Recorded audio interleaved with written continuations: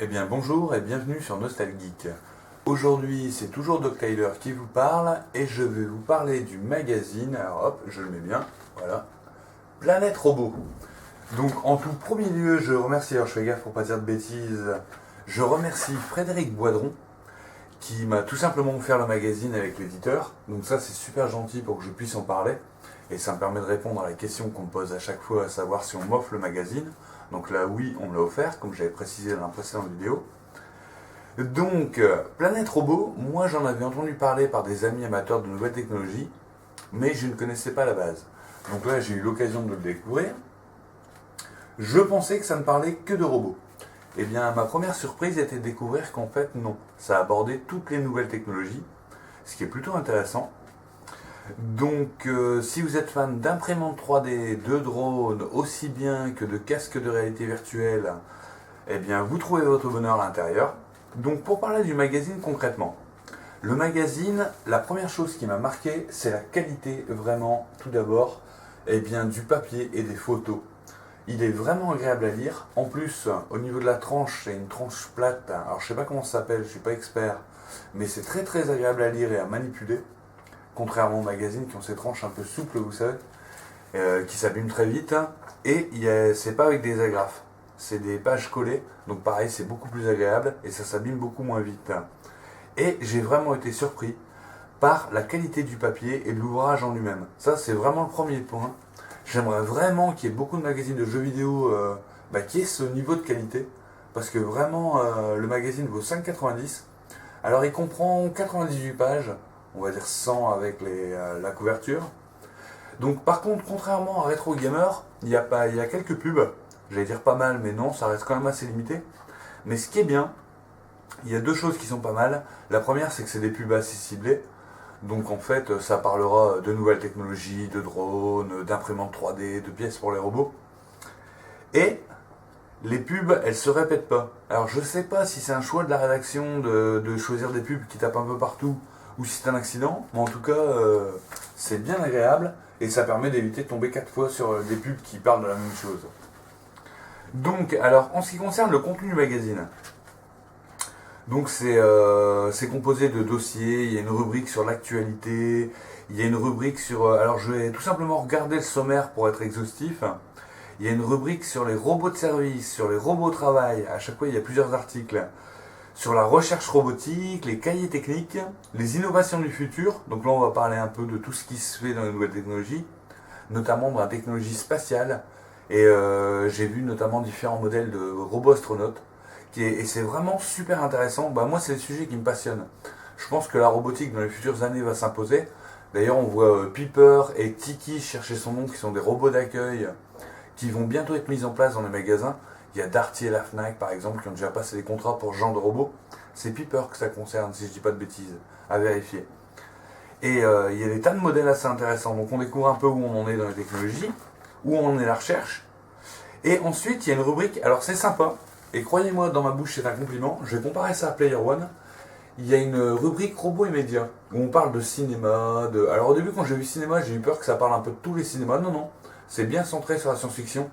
Il y a notamment un petit article sur Jarvis dans Iron Man, pour voir un peu ce qui est réel dedans, comment on le décrit, qu'est-ce qui pourrait être comparé à ce qui se fait actuellement. Il y a même un peu sur la BD, etc. Enfin, j'ai trouvé ça vraiment super intéressant, les différents médias. Et je compare ça à Player One, parce que Player One aussi, on était assez pluriel quand on abordait la culture du jeu vidéo et la culture geek, ce que j'essaye de faire modestement sur Nostalgeek. Donc j'ai été vraiment agréablement surpris par le magazine, d'abord parce qu'il ne parle pas que d'une chose, il parle vraiment de tous les aspects que cela englobe, donc je vous dis, il y a même des montres connectées. Donc vous voyez, c'est vraiment très intéressant. Pour les fans de drones, il y a des modèles vraiment sympas, notamment, alors vous voyez, j'ai pris des marque-pages cette fois, le 3DR Solo, alors qui est évolutif et intelligent, je vous laisse découvrir ça dans l'article. Alors je vais, rassurez-vous, je vais mettre des images comme d'habitude, hop, par là, pardon, pour illustrer ce que je dis. Donc on parle de différents robots. Alors si comme moi vous êtes passionné un peu par la robotique, on parle notamment d'Atlas, de Tiki, je viens d'en parler à l'instant. Alors un projet que je connaissais pas, qui est dans l'actualité, alors il y a juste un petit encart le concernant, mais qui m'a bluffé, c'est le robot imprimante 3D pour réparer les routes. Je trouvais que c'était vraiment une application intelligente de ce genre de technologie. Alors il y a des robots, vous voyez par exemple, des fois on s'est donné 2 pages pour une belle photo comme là, un robot plongeur. Alors j'espère qu'on verra bien. Je vous invite à découvrir le magazine. Au moment où je vous parle, il doit être encore dispo, je pense, chez les marchands de journaux. Je pense, hein. Sinon vous avez le modèle de septembre que je vous ai pas spoilé. Donc ça peut être sympa. Et donc je vous dis, il y a plein de choses intéressantes. Alors moi juste un truc sur la mise en page. Je trouve qu'il y a un peu trop de place dans le concours. Je pense qu'on pourrait raccourcir ça un peu plus. Donc c'est mon avis. Alors j'insiste parce que Frédéric Boidron m'avait bien dit, n'hésite pas à dire ce qui t'a pas plu. Alors je vais pas dire que ça m'a pas plu, mais je pense qu'on aurait pu gagner un peu de place là-dessus. Voilà, et peut-être un peu mieux expliquer la finalité des concours pour qu'on se bat. Voilà, ça c'est mon avis perso, alors qu'il n'engage que moi. Alors je vous avais dit que je demanderais l'avis à un de mes amis qui s'appelle Rémi, pour ne pas le nommer, qui lui est vraiment pointu en technologie, qui va me dire ce qu'il en pense au point de vue technique. Alors personnellement, je précise que après avoir lu le magazine, je pense que c'était pas vraiment nécessaire, dans le sens où ça reste très accessible, tout en étant assez pointu. Mais je rajouterai quand même son avis. Alors soit je ferai une deuxième vidéo, soit je le rajouterai tout simplement dans le descriptif de la vidéo. Donc voilà, j'espère que ça vous a plu. Donc je suis encore une fois désolé pour vous et aussi pour la personne qui m'a fourni le magazine, parce que je l'ai eu en temps et en heure.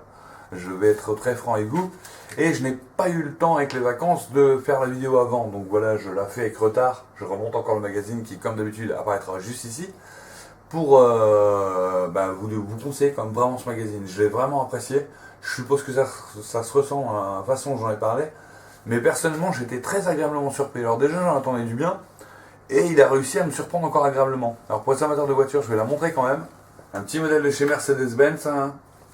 Un concept car, comme on dit.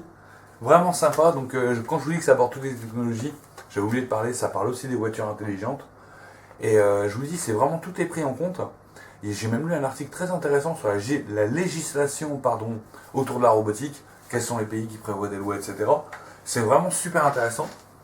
Donc comme là j'ai pris un peu de retard et que j'aime bien me rattraper, je vais essayer d'avoir celui du numéro de... excusez-moi, on reprend. Je vais essayer d'avoir le numéro du mois de septembre, de façon à vous le présenter cette fois en temps et en heure. Donc comme ça je vous le présenterai. Et de toute façon, comme j'aime bien le magazine, ça ne me dérange pas de me le refournir. Voilà. Donc j'espère que cette petite présentation de magazine vous aura plu. Donc je reviens très bientôt avec un test. Alors logiquement ça va être Zombie Night Terror. Je vous ai déjà dit, un mélange de Lemmings et de culture zombie et des films de la Hammer. Donc ça va être très sympa. Et ensuite on enchaînera, j'ai des choses à vous montrer, j'ai des réponses à faire, donc on va voir ce qui va se faire. Et donc comme d'habitude, je vous invite à partager au maximum la vidéo, à ne pas hésiter à vous abonner si vous n'êtes pas déjà. En ce qui concerne les likes et les dislikes, je vous laisse décider, c'est à vous de savoir si la vidéo vous a plu assez pour la liker. Par contre, pour ceux qui dislikent, alors j'ai rien contre le principe, mais n'hésitez pas à dire pourquoi vous avez disliké, si vous voulez que je progresse, ce serait sympa.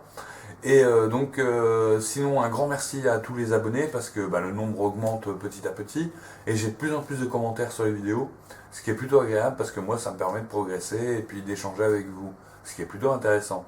Donc voilà, je vous dis à très bientôt pour une prochaine vidéo. Encore une fois, merci à Frédéric Boidron et à l'éditeur de Planète Robot.